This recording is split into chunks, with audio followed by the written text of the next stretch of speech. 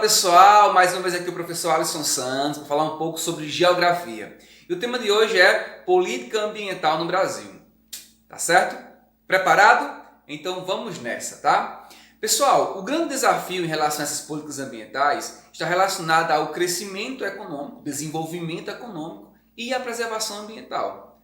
Tanto que em 1992, a Eco 92, Rio 92, promovida pela ONU aqui no Brasil, falou muito sobre a questão da redução de gases de efeito estufa, certo? E esses gases eram liberados principalmente pelos países desenvolvidos, ou seja, países que tinham um grande desenvolvimento industrial, por exemplo, certo? A palavra de ordem naquele momento foi desenvolvimento sustentável, certo? E aí lança-se a questão para os países megadiversos. Que países megadiversos são esses? Quem são países megadiversos?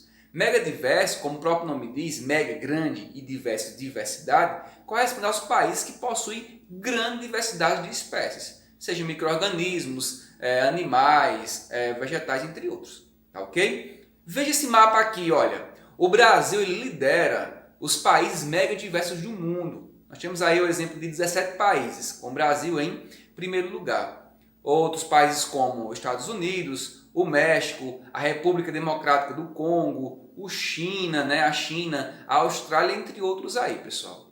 Agora, o que a gente precisa observar bastante aí é que a maioria desses países estão localizados numa zona tropical, ou seja, entre o Trópico de Câncer e o Trópico de Capricórnio.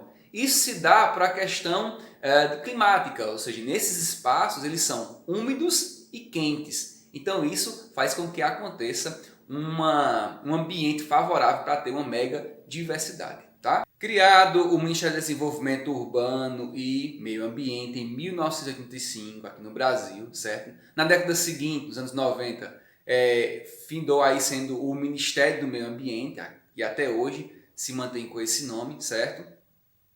Começa a criar as políticas voltadas para a questão do meio ambiente, certo? Foi criado também o Instituto Brasileiro de Meio Ambiente e dos Recursos Naturais Renováveis, que é o IBAMA, em 1989. E o IBAMA, pessoal, tem como finalidade promover políticas sobre o meio ambiente, liberar licenças ambientais e fazer a fiscalização ambiental, certo? E aonde é que ele faz essas questões? Nas unidades de conservação. E o que são unidades de conservação, professor? Olha lá, olha só. Unidades de conservação, pessoal, são espaços onde contém uma grande biodiversidade e esses espaços são protegidos. Só que essas unidades de conservação se dividem em duas. Veja só, olha, unidade de conservação de proteção integral e as unidades de conservação de uso sustentável. Tá? Repetindo para vocês, as unidades de conservação se dividem em dois grupos. Tá? Primeiro grupo, a unidade de proteção ambiental integral, certo? E outra, a unidade de uso sustentável. A primeira, que é a unidade de proteção integral, como o próprio nome diz, esse espaço não há grandes interferências humanas. É de fato uma proteção integral daquele ambiente que está sendo protegido. Já o uso sustentável, as unidades de uso sustentável, há aí uma integração de coleta de frutos, por exemplo, nesses espaços. Pode existir uma exploração, no caso, sustentável daquele ambiente, certo? Pode ser turismo, coleta de frutas, entre outras coisas. Vamos dar exemplo aqui de unidade de proteção integral. As estações ecológicas, por exemplo, é uma área de preservação, não tem a participação de pessoas lá morando, certo? Ou seja, lá só pode entrar pessoas para fazer pesquisa e visitações educacionais. Aulas de campo, por exemplo, certo? Isso, estação ecológica. Já a reserva biológica, essa área de proteção de preservação, pessoal, é para a recuperação do próprio ecossistema e pode haver visitações educacionais, certo? Isso para reservas biológicas. Para os parques nacionais, essa área de proteção, de preservação, ela possui uma beleza cênica, e pode haver pesquisa científica, atividade de recreação e atividades educacionais. Já o Parque Nacional, olha, perceba que há uma abertura aí para que haja uma visitação de pessoas nas atividades de recreação, certo? Os monumentos naturais, essa área de preservação de lugares raros, são monumentos criados pela natureza, certo? pode haver atividade de visitação, certo? E esse ambiente pode ser público ou pode ser também privado, tá ok? Temos também o refúgio da vida silvestre, certo? Essa área de preservação especial, ela existe lá para que a vida silvestre exista lá e que ela possa se reproduzir, tá ok? Existe também a atividade de visitação e pode ser também de iniciativa privada, certo? Não necessariamente iniciativa particular. Nós temos um exemplo aqui em Nova Olinda, seu Zé Arthur, por exemplo, né? Ele tem um refúgio da vida silvestre na agrofloresta dele. Então, os animais que estão naquele ambiente não é caçado, não é predado. Tá ok? Já as unidades de uso sustentável, né? Nós temos aqui, por exemplo, a APA, a Área de Preservação, de Proteção Ambiental, certo? Essa é uma área pública ou privada, onde protege a biodiversidade ali existente, certo? E há uma organização na ocupação humana, ou seja, os humanos vivem nesse ambiente da APA, mas há uma organização, certo?